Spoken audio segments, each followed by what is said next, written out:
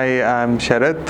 I'm a data analyst by profession. So, going by profession, I generally tend to take decisions by numbers.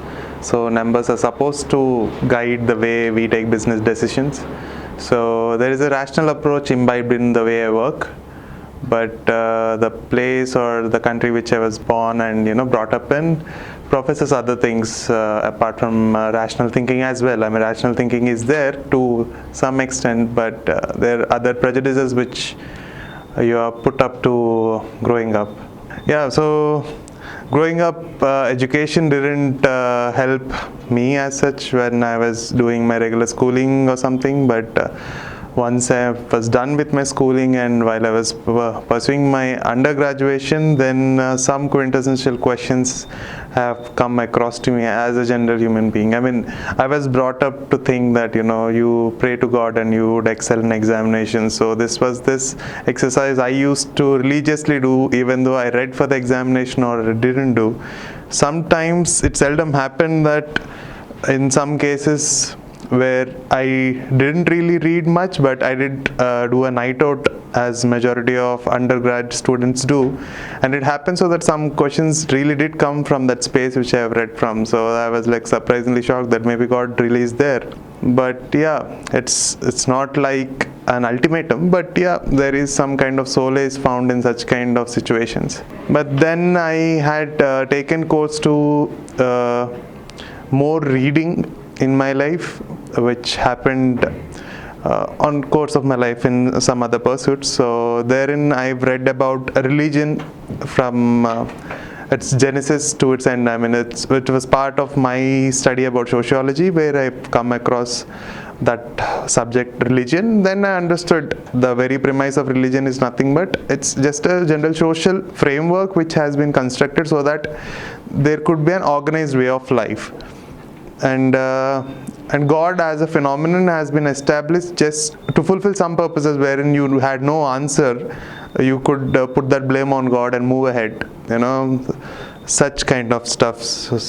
And some other, I mean, of course, God has been used as the ultimate source of power, and people wielding power have, if they did not have physical power or economic power given by their time, they have used the word of God just to showcase their strength and undermine other people's whatever vocal says or some other claim to the rights or anything of that sorts. So an understanding has then made me think, is God really there, or is he just a psychological phenomenon just placed in my head to think that someone is just there watching you and unveiling all those powers and doing what and all which has been prescribed in the books and all. But yes, so then started my first real stint of atheism, which was really short-lived for like one and a half years. And because of course, complete reading and understanding about religion, it's good. I mean, nothing really broke the ice or earth-shattering didn't happen. But it was good. I had my good time. But yeah, I wasn't believing the fact that God is here watching me. That has gone for sure. Life has gotten to my terms. I really understood the fact that everything lies within me. Whatever I make with my choices and with my life, that is what I would endure going ahead. So yeah, so that is one phenomenon in my life. And later I came across with the idea of energy. The fundamental idea that because Big Bang theory and all, we as a part of human beings are nothing but embodiments of energy moving around, and Earth as a huge substance is also nothing but filled with energy. Electromagnetic radiation is there everywhere. We are channelizing that energy and doing whatnot. Even the temples are based upon that electromagnetic radiation. They channelize that energy using that copper wires and all. So energy is a fundamental phenomenon which is existent because we use it. We eat food to convert energy and use it for our regular exercises.